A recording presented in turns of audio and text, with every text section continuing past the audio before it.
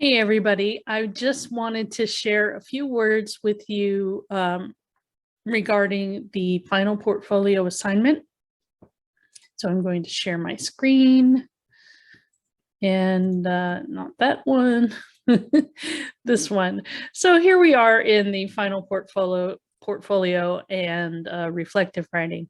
So we don't have a final exam for this class, but we do have an extra week for finals. So I am taking the time from December 4th through December 11th for you to work on this final portfolio of writing and submitting along with that a reflective opening statement. So let me open up the assignment page. And I know that I touched briefly on this in a previous video, but I wanted to speak a little bit more and point out a few things.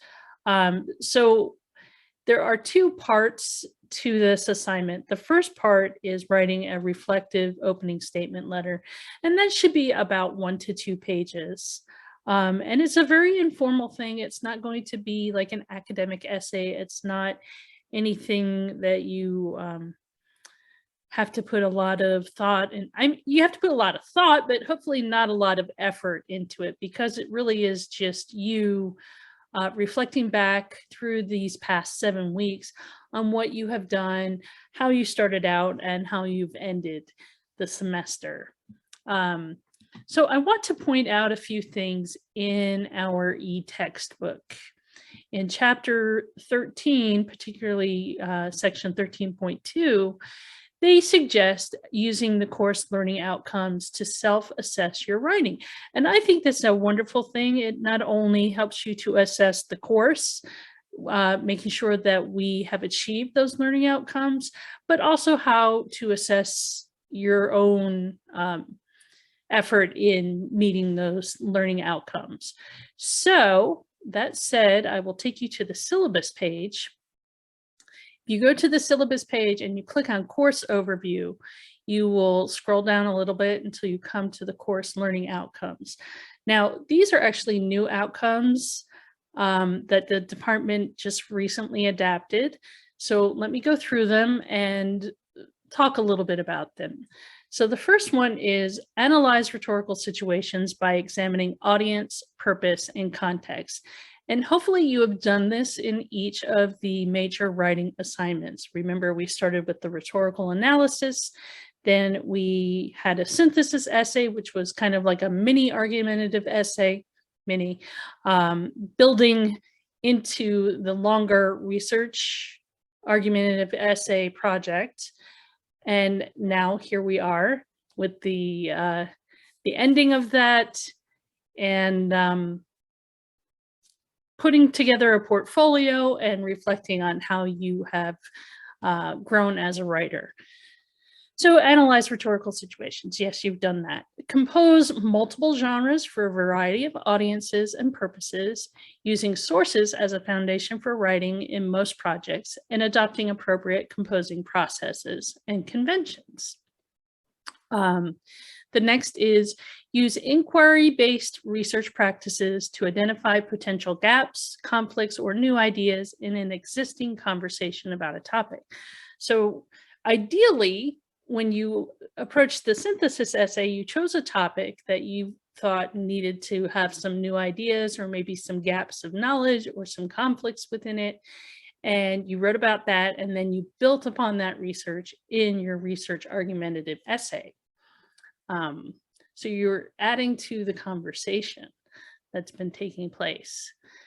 You've also locate, evaluate, and synthesize source material appropriate to research inquiry that reflects a range of perspectives. And lastly, articulate what they know about reading, research, and writing processes, and how they can apply that knowledge in various contexts. So this right here at the end, I think that is something that you can pull into your reflective opening statement.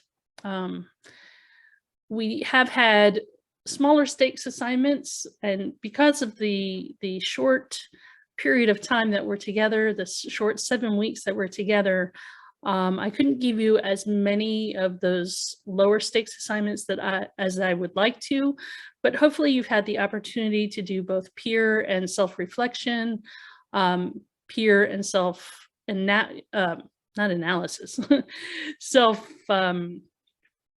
evaluation, and you've had some time to journal and think about various aspects of writing and various aspects of the whole writing process.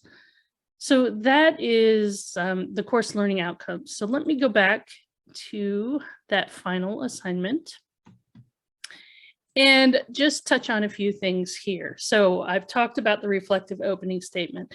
There are also some questions here that you can consider as you are writing that opening statement letter. As I said, it's really more of a casual thing. It should be addressed to me. And then just think about how you have developed as a writer, what changes you may have seen in yourself from the beginning of the course until now. What has changed about your writing habits and practices? Maybe nothing has, or maybe you have gotten a little bit more serious about peer feedback or revision or what have you. And of course, I want you to think about what you're most proud about achieving in this class and what you're most proud of in your portfolio. So be sure to include a paragraph explaining why you chose each piece. And if we jump back to chapter 13.3 to create the portfolio opening statement in the textbook, it will show you how to write an opening statement. There are some prompts here, but then there is also an example of what a portfolio opening statement looks like and the various things that are being addressed in that opening statement. So that's the textbook. Next, let's talk about the highlighted pieces, the two pieces that you are choosing to include in your portfolio. And these are those high stakes assignments. So either the rhetorical analysis essay, the synthesis essay, or the research argument essay. You have 3 of those to choose from. I want you to choose 2 that you are most proud of and you believe represents your best work. So to get started, you want to think about those pieces you're most proud of. And if you like, you can include newly revised versions of those previously graded essays.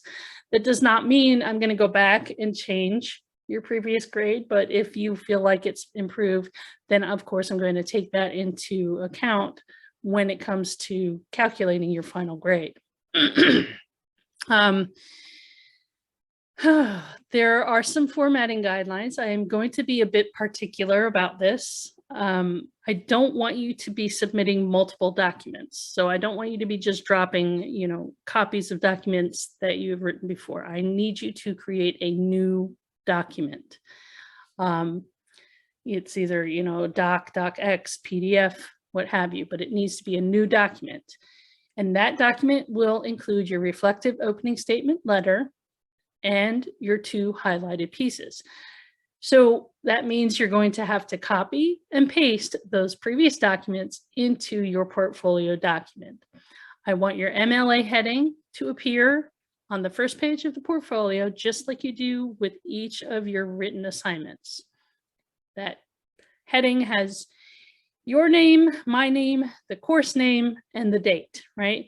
That's going to be on the first page of your portfolio. You should have your pages, correct MLA format.